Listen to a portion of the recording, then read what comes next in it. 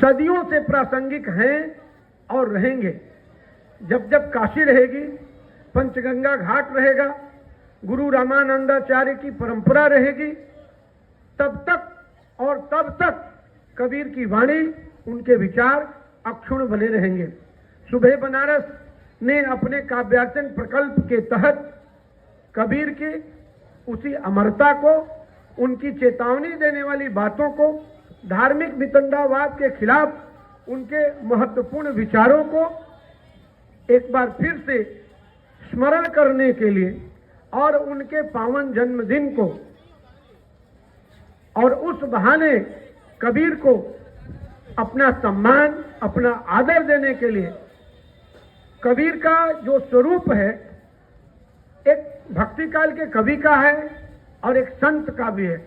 संत का काम ही होता है कि समाज सुधार की बात करे, और कबीर ने उसे अपनी कविता के माध्यम से किया। आज पहले दिन आप कहेंगे, कबीर के रहस्यवाद में जब हम आते हैं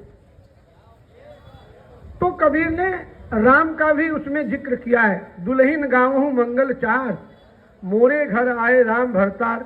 निर्गुण शाखा का कवि राम का नाम लेकर जब पद लिखता है तो लोगों ने कहा कि भाई राम का भी उन्होंने नाम लिया, लेकिन आप सब विज्ञ लोग हैं, मैं तो केवल भूमिका बना रहा हूं कि कबीर के जो राम हैं वो परमेश्वर राम है, परमात्मा राम है, वो राजा दशरथ के सुपुत्र वाले राम नहीं है।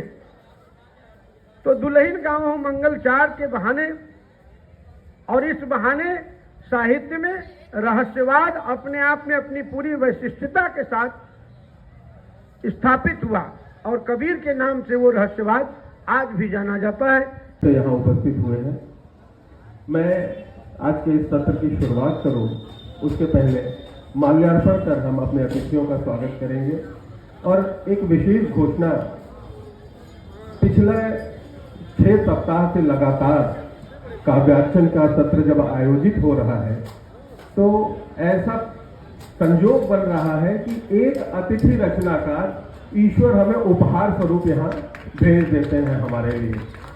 आज भी बाबा भोलेनाथ ने एक अतिथि रचनाकार ग्वालियर से हमारे बीच प्रेषित किया है। हम सुना होगा कि कबीर साहब की निर्गुण की भावभूमि पर आज के एक वर्तमान प्रजन्म के एक रचनाकार ने अपनी रचना लिखी है, और कबीर साहब के निर्गुण के बाद उसने उस रचना का भी पाठ किया है। आज ये पहली बार हिंदी साहित्य में होने जा रहा है, और हम सब बहुत सौभाग्यशाली हैं कि हमें इस अध्याय से जुड़ने का मौका मिला है। ये अध्याय हमें रचने का मौका मिला है, और ये अध्याय तभी संभव हो पाता है जब हमें आदरणीय सूर्य प्रकाश मिश्र जी, आदरणीय डॉक्टर जयप्रकाश मिश्र जी, महेंद्र अलंकार जी, आप जैसे वरिष्ठ जनों का जब हमको मार्गदर्शन मिलता है तो हम कुछ नया करने के लिए प्रेरित होते हैं। और बिना किसी भूमिका के आज के सत्र की मैं शुरुआत करना चाहता हूं, और सबसे पहले इस मंच पर पहली बार उपस्थिति दर्ज करा रही आदरणीय जयंत टंडन जी को मैं आमंत्रित करता हूं कि वो आए और काव्य पाठ में आज के इस सत्र की शुरुआत करें। पहले आप संत कबीर की एक रचना पढ़ेंगी, फिर उसके कुछ भाव आपको बताएंगी, और उसके बाद अपनी रचना पढ़ेंगी। ये नियम हमारे अतिथि रचनाकार पे लागू नहीं है, क्योंकि अतिथि तो देवो भव, देवता पर हम कैसे कोई नियम लगा सकते हैं। जय हिंद। क्या बात है।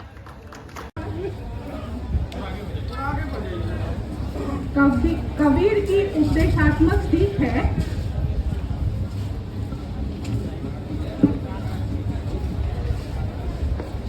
साथी आंख ज्ञान की समुद्र देख मन माही, बिनु साथी संसार का झगड़ा छूटत नाही। जब लग तारा जगमगे तब लग उगे न सूर, जब लग जीव करम बस डोले तब लग ज्ञान न फूल। तुम जिनि जानो गीत है यह निज ब्रह्म विचार, केवल कही समझाए या आत्म साधन सार। हरि जी यह विचारिया, साखी कहे कबीर, भव सागर में जीव है, कोई पकड़े तीर। इसके ज्ञान को देखकर मेरी एक मौलिक रचना है जिसका शीर्षक है शिक्षा। जिंदगी की पाठशाला में शिक्षा जीवन का शास्त्र है। सोच विचार को क्षमता देती, संतुलन के महत्व को समझाती है।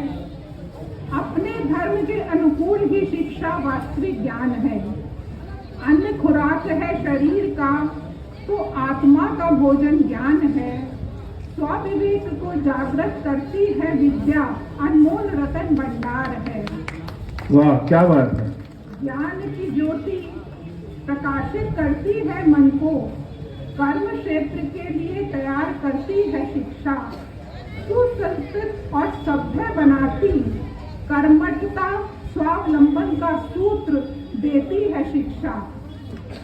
ज्ञान का बल प्रशस्त करता है, बुद्धि बल षड्यंत्रों से बचाता है। सीख से आकार लेता है जीवन, वास्तविक ज्ञान जब व्यवहार में उतरता जाता है। ज्ञान की शाला समझाती, विद्यार्थियों का जीवन जीना है। जिज्ञासु विनम्र बनकर रहना है, अहंकारी नहीं बनना है। ज्ञान के पाठों को पढ़कर जीवन सार्थक हो जाता है। शिक्षा की पतवार से जीवन मधुर बनता जाता है। धन्यवाद। बहुत अच्छी रचना का पाठ। मेरा यथोचित प्रणाम और मेरे सभी दोस्तों मित्रों को भी बहुत ज़्यादा आभार है। मुझे उम्मीद नहीं थी कि इतनी जल्दी मेरी बारी आ जाएगी। फिर भी तो क्या मैं थोड़ा गा करके सुना सकती हूँ? इतना समय है। कबीरदास जी की एक रचना पे मेरी नज़र गई जब ये सब विषय मिला, तो ये मुझे बड़ा ही प्रभावी लगा, जो कि गुरु की महिमा पे है। तो इसको मैं थोड़ा सा सुनाना चाहती हूँ। ये दोहा तो काफ़ी लंबा चौड़ा है, लेकिन जो भी है। गुरु सो प्रीत निभाही, जही तक निभते संग। गुरु सो प्रीत निभाही, जही तक निभते संग। प्रेम बिना निज दूर है, प्रेम निकट गुरु कंत कबीरा। प्रेम निकट गुरु कंत, गुरु बिन ज्ञान रूप दे, गुरु बिन मिले न रोष, गुरु बिन मिले न रोष। गुरु बिन लगे न सत्य को, गुरु बिन मिटे न दोष कबीरा।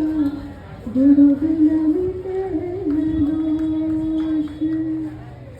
गुरु मूर्ति आगे खड़ी, दुनिया भेद कछु नाय। गुरु मूर्ति आगे खड़ी, दुनिया भेद कछु नाय। उन्हीं को प्रणाम करी, सकल के मिट जाहि कबीरा। सकल के मिट जाहि, गुरु शरणागति छाड़ी के, करे भरोसा। गुरु शरणागति छाड़ी के, करे भरोसा। सुख संपत्ति की कहे चली, नहीं परख ये ठौर कबीरा। नहीं परख ये ठौर। सिख खांड गुरु भस करा, चहे शब्द सुख खाड़ गुरु भस कला चहे शब्द शब्द सहे सम्मुख रहे निपजे शीश सुजान कबीरा निपजे शीश सुजान ज्ञान समागम प्रेम सुख दया भक्ति ज्ञान समागम प्रेम सुख दया भक्ति गुरु सेवा के पाइए सद्गुरु चरण निवास कबीरा सद्गुरु चरण निवास अहम अग्नि दिन जरे गुरु सोचा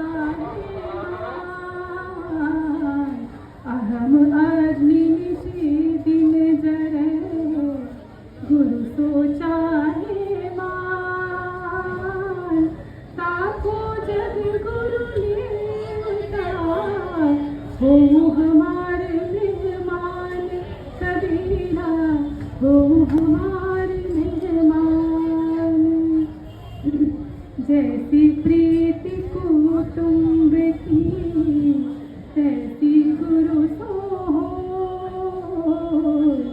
जैसी प्रीति कुटुंब की तैसी गुरु सो कहे कबीर का रास्ता पलान पकड़े कोई कबीरा पलान पकड़े कोई मूल ध्यान गुरु रूप है मूल पूजा गुरु पान मूल ध्यान गुरु रूप है मूल पूजा गुरु पान मूल नाम गुरु वचन है मूल सत्य सतनाम कबीरा मूल सत्य सतनाम पंडित पढ़ी गुनी बच मुए गुरु बिन मिले न ज्ञान पंडित पढ़ी गुनी बच मुए गुरु बिन मिले न ज्ञान ज्ञान बिना नहीं मुक्ति है सत्य शब्द पर नाम कबीरा सत्य शब्द पर नाम सोई सोई नाच नचाइए जिन विधि गुरु प्रेम सोई सोई नाच नचाइए जिन विधि गुरु प्रेम कहे कभी क्षण में शिक्षा विधि है कवि दर्शन है संगम हो गया सबका यही है नव खुशी पाए है संगम हो गया सबका सभी है नव खुशी पाए ये लक्ष्मी कर रही सबका यहाँ वंदन व अभिनंदन क्या बात है भाई, वाह, लक्ष्मी बहुत कर अच्छा, रही बहुत अच्छा। सबका यहाँ वंदन व अभिनंदन। आइए अब मैं बिना किसी भूमिका के कबीरदास जी की सीधी सीधी एक रचना को आपके समक्ष प्रस्तुत करती हूँ। रहना नाही देश वीराना है रहना नाही देश वीराना रहना नाही देश वीराना है रहना नाही देश वीराना यह संसार कागज की पुड़िया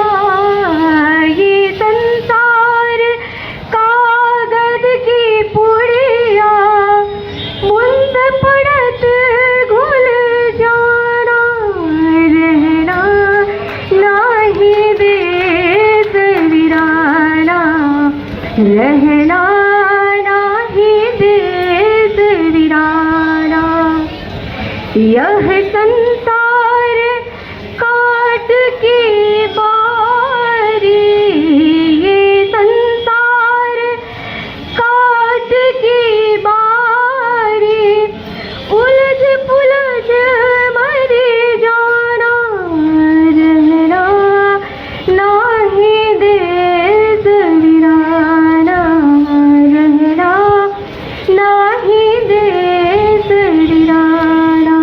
कान बोला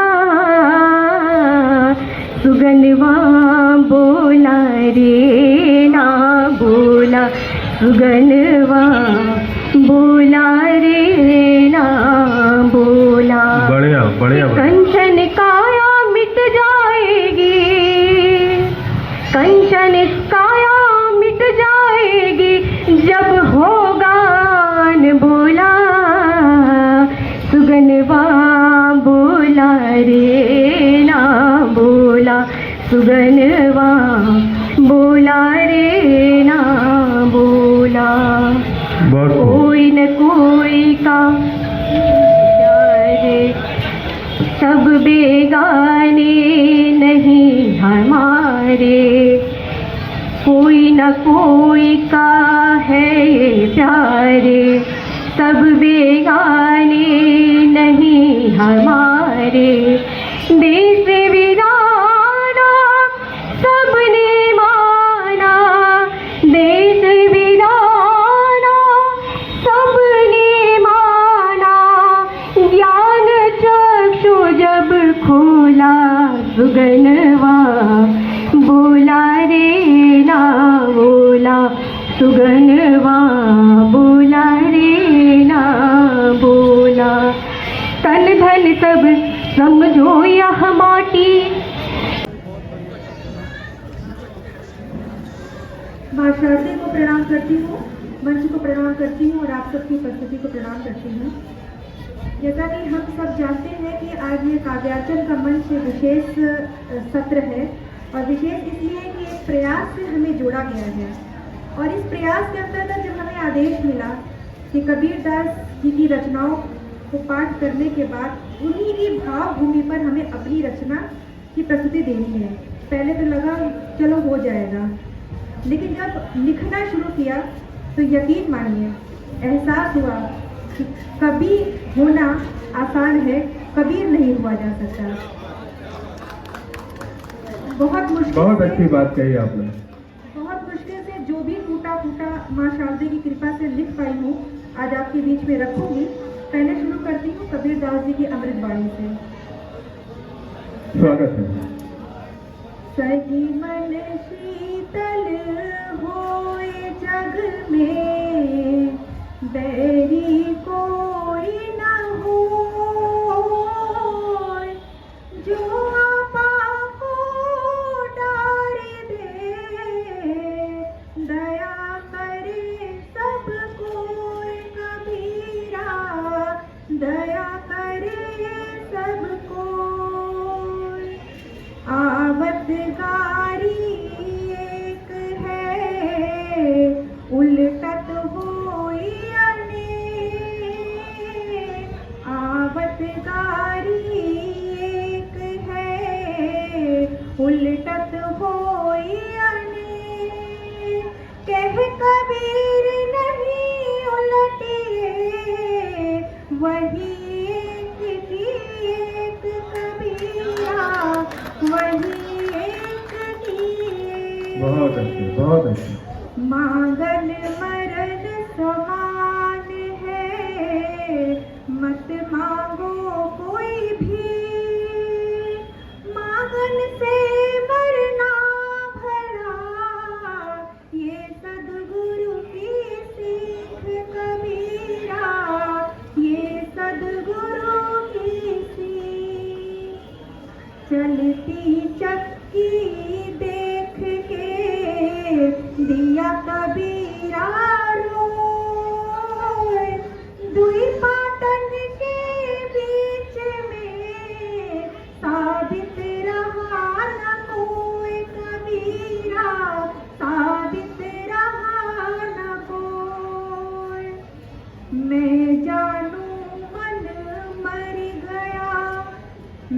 जानो मन मर गया, मर के हुआ भूत, मुँह पीछे बड़ी लगा, ऐसा मेरा पूत कबीरा, ऐसा मेरा पूत।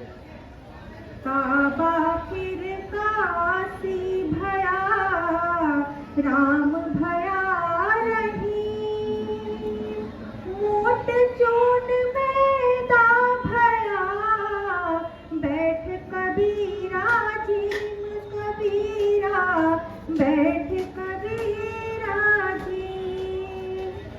हाड़ जले ज्यों लाकड़ी, केस जले ज्यों घास, हाड़ जले ज्यों लाकड़ी, केस जले ज्यों घास, सब तन जलता देख के, भया कबीरा उदास कबीरा, भया कबीरा उदास। बहुत अच्छी प्रस्तुति है। धन्यवाद। और इसी भावभूमि में जो मैंने लिखा है वो पेश करती हूँ। धूप न देखो दीप जलाओ, धूप न देखो दीप जलाओ, मन के कोने झांक के आओ, बाहर का संसार अधूरा, भीतर में ही राम समाओ। वाह वाह वाह, क्या बात है, वाह वाह। राम समाओ। ना पूजा ना पाठ से, ना व्रत ताप के घात से, सच्चा मिलन तभी होए जब प्रेम बहे हर बात से। अच्छा, सच को तो पहचान लिया, सच को तो पहचान लिया, अब खुद को तनिक भी जाना हो, बाहर का संसार अधूरा, भीतर में ही राम समाओ, भीतर में ही राम। वंदन है। कबीर दास जी पे मेरा शोध रहा है और मौका आज मिला है बोलने का। अरे भाई ये तो मैं बताना ही भूल गया था, इसके लिए क्षमा चाहता हूँ। अर्जुन, कबीर को जब मैंने पढ़ा तो सबसे पहली बात मैं आप सभी से यही कहना चाहूंगी कि कबीर के बारे में मत पढ़ें, कबीर को पढ़ें, क्योंकि कबीर का लेखन वो लेखन है जो सबकी दृष्टि में फिट होता है।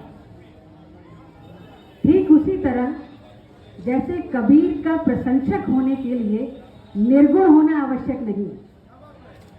हजारी प्रसाद द्विवेदी कहते हैं कि कबीर दास असाधारण रूप से एक बहुत ही साधारण आदमी थे, लेकिन क्या वो साधारण थे? जिसकी मृत्यु पर मरना मारना हो जाए, तलवारें खिंच जाएं, वो आदमी साधारण तो नहीं हो सकता। लेकिन हम और आप कहते हैं वो संत थे, वो जुलाहे थे, वो उनकी सामाजिकता थी। वास्तव में असाधारण उनको जो असाधारणता मिली वो कवि होने से मिली। क्या बात तो ये है कवि होने का गौरव। और कहीं ना कहीं हम और आप जब इस मंच पर आए हैं और एक ये नया प्रयोग हो रहा है, तो हम देखते हैं कि कबीर आज से लगभग, जब ये 687 जयंती है तो आप ये मान लें 500, 600 साल पुराने कबीर वहां रहे। अब आप कल्पना करें, वापस जाएं वहां पर, तो क्या तब कबीर संत थे? नहीं, संत उन्हें हमने बनाया। तो क्या कबीर रहस्यवाद की रचना करना जानते थे? कबीर ने क्या उलटबासियां सोच के लिखी होंगी? नहीं, उनके मन के जो भाव थे वो उन्होंने लिखे। आज जब हम उन पे शोध करते हैं, उनको पढ़ते हैं, तो हमें दिखता अरे ये तो उलटबासियां हैं, ये अनहद नाद है, ये रहस्यवाद है। मतलब ये बहुत सारी चीजें, शब्द की निरंतर, ऐसे बहुत सारे शब्द जो बाद में आए। कबीर अपनी बात कह के चले गए।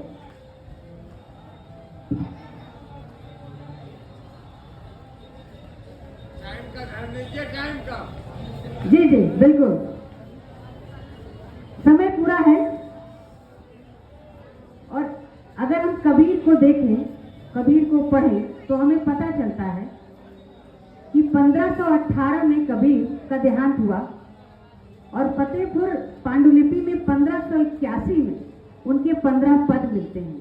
यानी 63 वर्ष तक कबीर केवल गाए, पढ़े, सुने गए।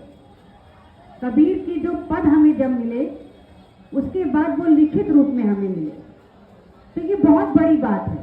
कबीर गीत के कवि थे, संगीत के कवि थे, और आज उनको गाया जाना इसीलिए महत्वपूर्ण हो जाता है कि वो अपने मूल स्वरूप में नहीं है उनकी बहुत सारी रचनाएं।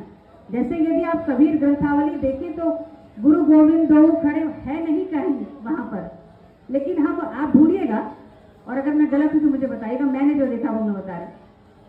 तो ये एक बड़ी चीज है कि कबीर में जोड़े भी गया कबीर के पदों में और घटाया भी गया, लेकिन एक चीज शाश्वत रही, वो थे कबीर। तो ये कवि की ताकत है कि वो बरसों बरस चलता है। जैसे आपने कहा कि भैया ने कि 2.5 घंटे का सत्र है। अरे 2.5 घंटे, 2.5 महीने, 250 साल भी बीत गए, लेकिन आप देखें आज भी वही कबीर जहां जस के तस खड़े हैं। और अगले 2500 साल तक तो रहेंगे ही रहेंगे। निश्चित निश्चित ही, निश्चित ही। श्रोता दीर्घा में कुछ ऐसे लोग भी हैं जो हमारे रचनाकारों को निर्देशित कर रहे हैं। कृपया ऐसा न करें, आपका आशीर्वाद हमें चाहिए, मार्गदर्शन भी चाहिए, लेकिन निर्देश नहीं चाहिए। सन 1600 में अनंत दास जो उड़िया कवि थे, उनकी कबीर परिचय में एक किंवदंती मिलती है जो कि हम बहुत सारे लोग जानते हैं कि सिकंदर लोदी से मिलने हिंदू और मुस्लिम दोनों पक्ष गए। ये तो सब लोग जानते हैं कि उन्होंने ना हिंदुओं को बख्शा ना मुसलमानों को। और विडंबना देखिए, उस ग्रुप में, उस समूह में, उस दल में उनकी माता जी भी थी। वो ग्रुप गया, वो दल गया सिकंदर लोदी के पास और उसने कहा, जब लग दुल्हा काशी होई तब लग हमें न माने कोई। यानी जब तक ये काशी का दुल्हा है तब तक ना हिंदुओं के पंडित को कोई मान रहा था और मुसलमानों के मौलवी को। क्या दम रहा होगा? क्या वो आज के किसी सुपरस्टार से कम था? आप कल्पना करें, एक ऐसा सुपरस्टार जिसको किसी मंच की आवश्यकता नहीं थी, किसी पुलिस दल, बल, प्रशासन, राजा, सेनापति की आवश्यकता नहीं थी। उसके पास एक ही तलवार थी, वो थी शब्द की। कितनी बड़ी बात है। तो जब सिकंदर लोदी ने सुना उनके बारे में, उनको भी नाराजगी हुई और उन्होंने उनको 52 कसौटी में कसा। हम लोग कहते हैं ना कसौटी कितनी, ये वहीं से ये कॉन्सेप्ट आया कि 52 कसौटी में कसा, और वो सब में हमारे कबीरदास पास हुए। और उसके बाद सिकंदर लोदी उनके भक्त हुए और उन्होंने कहा, आप मांगिए, क्या मांगते हैं। अब यहाँ पर देखिए संत कबीर आते हैं। वो कहते रहे सिकंदर लोदी और चुपचाप वहां से कबीर चले गए। ना काहू से दोस्ती, ना काहू से बैर। क्या क्या व्यक्तित्व वो था कबीरदास जी का कि ठीक इसी तरह एक घटना मैं बता रही हूँ। मेरे पास समय की स्वतंत्रता है।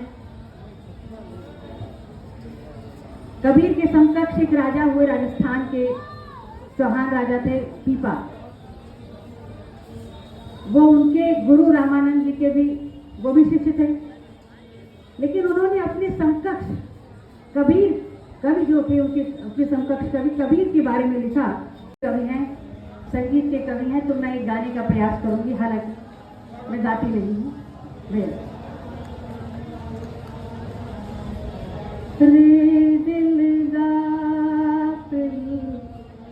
गफलत मत कर, एक दिन तेरा जम आवेगा।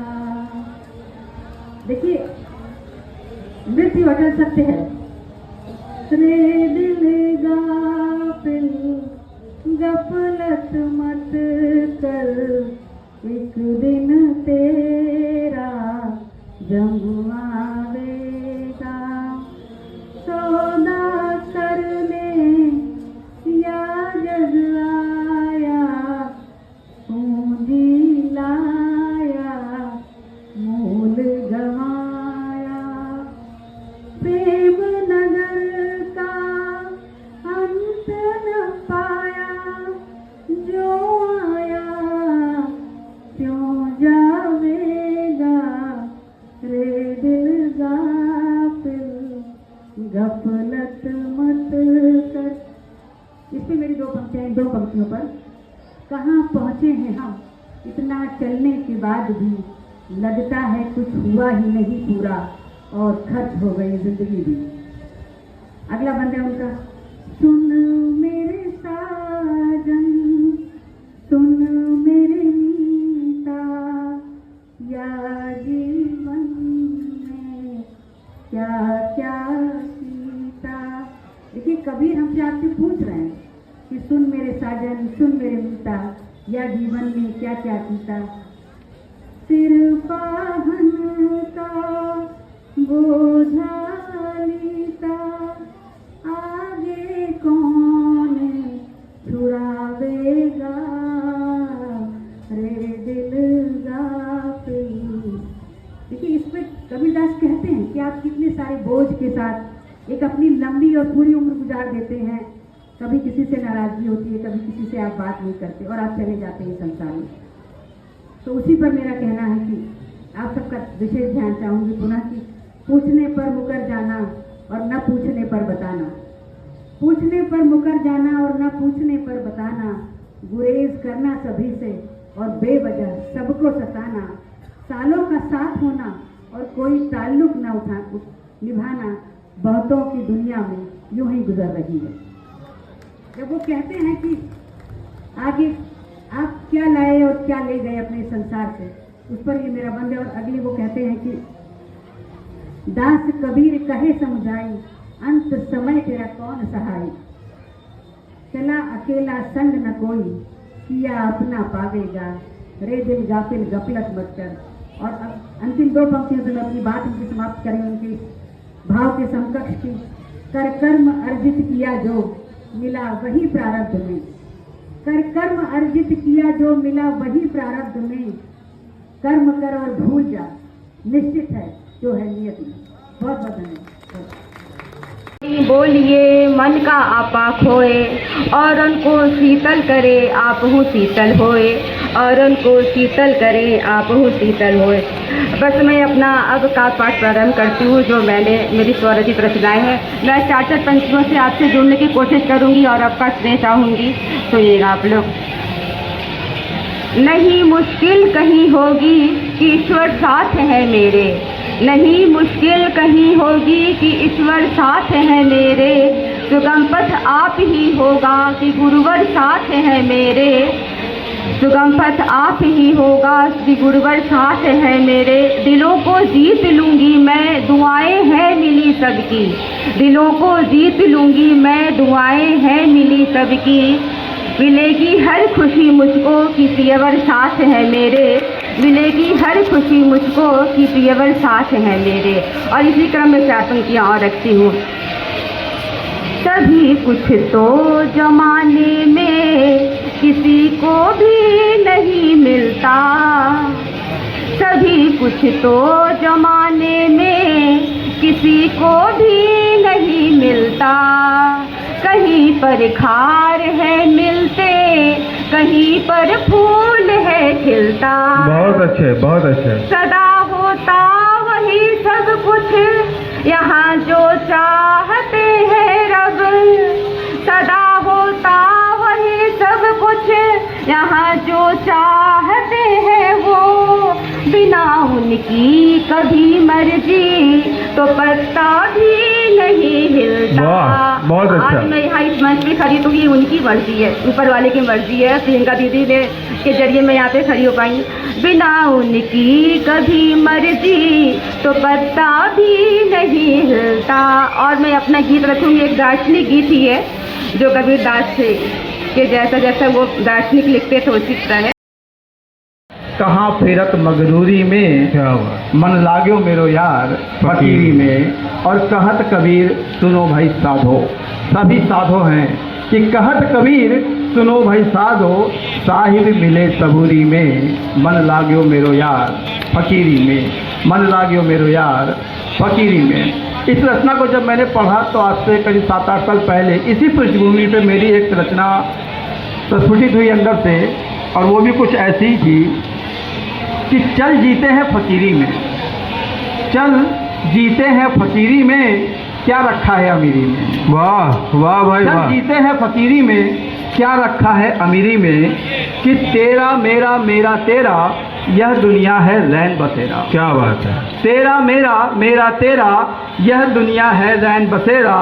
आना जाना जाना आना, आना जाना जाना आना, नहीं किसी का ठौर ठिकाना, मिलेगा सुख का ताना बाना, जन्म मरण की फेरी में, चल जीते हैं फकीर। घूंघट के पट खोल तो पीव मिलेंगे, घूंघट के पट खोल। हम अपने मन पे दिल में जो गर्दा गुबार भरे रहते हैं ना, पर्दा आवरण डाले रहते हैं, उसके हटाने की बात है।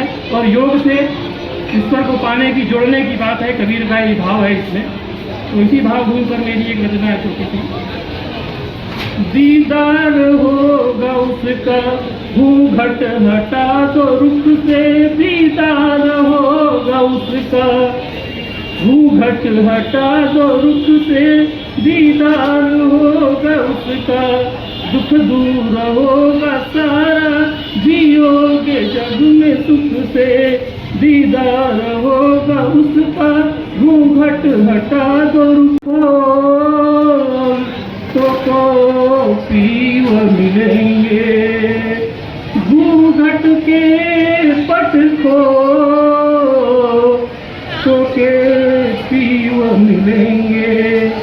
घट घट में वही साई रमता, घट घट में वही साई रमता, कटुक वचन मत बोल, कटुक वचन मत बोल, धन जो बन को गर्भन कीजे, धन जो बन को गर्भन कीजे, झूठा पंचरंग चोल, तो पीव मिलेंगे, घूंघट के पट खोल।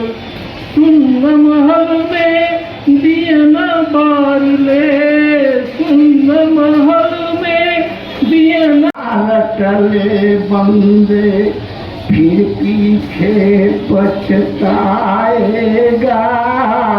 नाम हरि का रटले बंदे, फिर पीछे पछताएगा रे, फिर पीछे पछताएगा रे, फिर पीछे पछताएगा, नाम हरि का रटले बंदे, फिर पीछे पछताएगा। तू कहता है मेरी काया, तू कहता है मेरी काया, काया का गुमान क्या, चाँद सा सुंदर चेहरा तेरा मिट्टी में मिल जाएगा, चाँद सा सुंदर, चाँद सा सुंदर तन ये तेरा मिट्टी में मिल जाएगा, यहाँ से वहाँ से क्या तू लेकर आया, आएगा, मुट्ठी बांध के आया बंदे, हाथ पसारे जाएगा, मुट्ठी बांध के आया बंदे। नहीं पूछने में नहीं तुमने निभाओ, अकंचन काया धूल मिले, इस बात को मान हरि गुण गाओ। क्या बात है, क्या बात है। नारी तराना है रूप पयू, दिन में 40 बार नारी तराना है रूप पयू, बस 2 दिन काम से गाल बजाओ। क्या बात है।